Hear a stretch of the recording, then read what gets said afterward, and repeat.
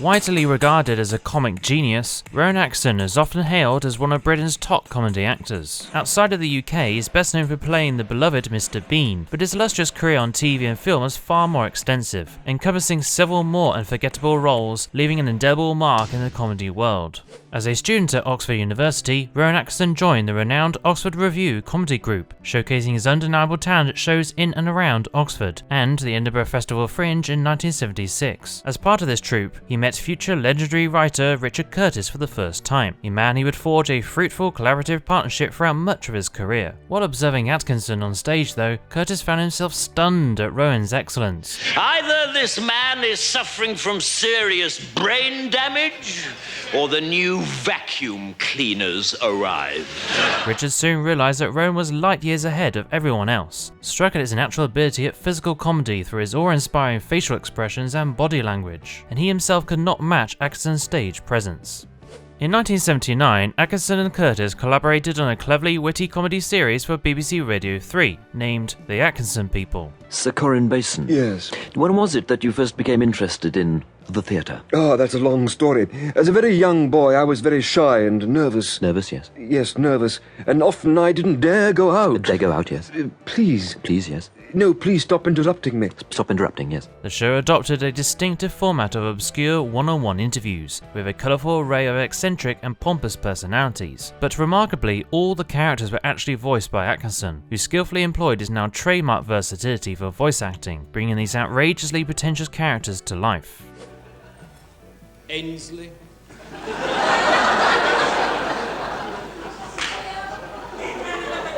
Babcock. Bland. 1979 continued to be a breakout year for Rowan, as he burst onto the national scene, capturing major nationwide attention for his outstanding stand-up performance as a stern headmaster at the Secret Policeman's Ball charity event. Nibble!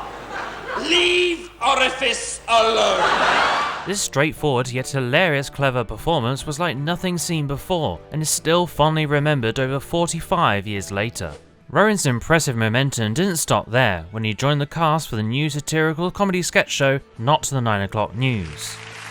Alongside him were Griff Rhys Jones, who had produced the Atkinson People, as well as Mel Smith, Pamela Stephenson and Chris Langham, for 4 exciting series from 1979 until 1982. The often outrageously absurd show cleverly took a light-hearted mockery of contemporary events and politics. Immigration. Now, people really do get this party wrong every time on this issue, don't they?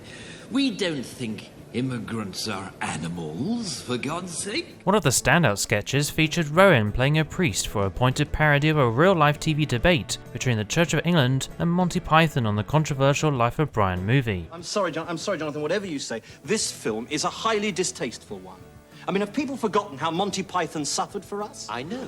How often the sketches failed? I mean, these men died for us. Frequently. I mean, if Python is immortal, as Pythonists believe, then I can't believe that a mere film, A 10th-rate could put them off.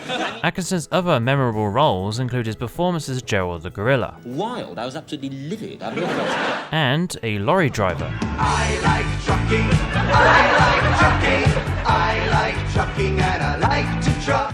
In 1983, Rowan Atkinson again joined forces with Richard Curtis to write what would perhaps become, for British audiences, Rowan's most celebrated role, Blackadder. The pioneering sitcom also featured Atkinson in the lead role as Edmund Blackadder. And if you don't answer, then the booted bony thing with 5 toes on the end of my leg will soon connect sharply with a soft, dangly collection of objects in your stomach. A usually sharp and witty character, Blackadder is especially cynical about the world around him, and not afraid to be a little selfish to improve his situation. I have no desire to hang around with a bunch of upper-class delinquents, do 20 minutes work, and then spend the rest of the day loafing about in Paris, drinking gallons of champagne, and having dozens of moist pink, highly experienced young French peasant girls galloping up and down my... Hang on.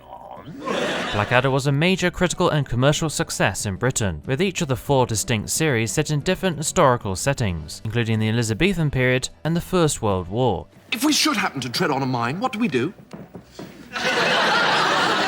Well, normal procedure, Lieutenant, is to jump 200 feet into the air and scatter yourself over a wide area.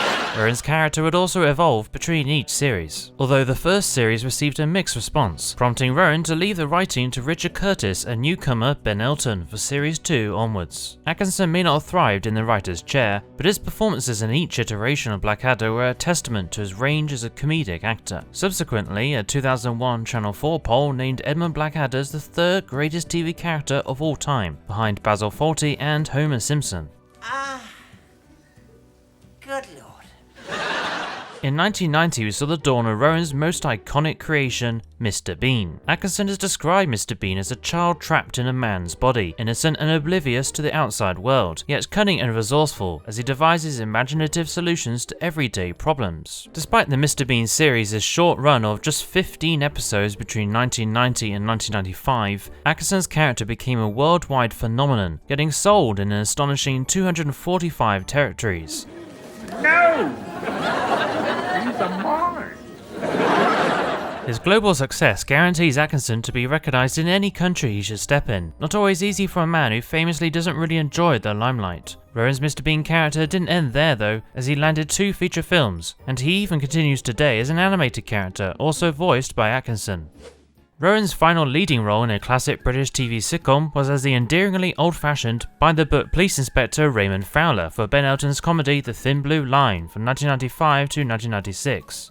Fowler's meticulous behaviour and traditional approach often clashes with the absurd situations that he faces on a daily basis. The future of Britain.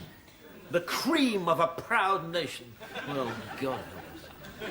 Rowan's role blends some of the physical comedy familiar to Mr Bean fans, as well as the linguistic wit from Blackadder. There is a place for fatuous, flippant, would-be humorous inanities. And that place is on Noel's house party.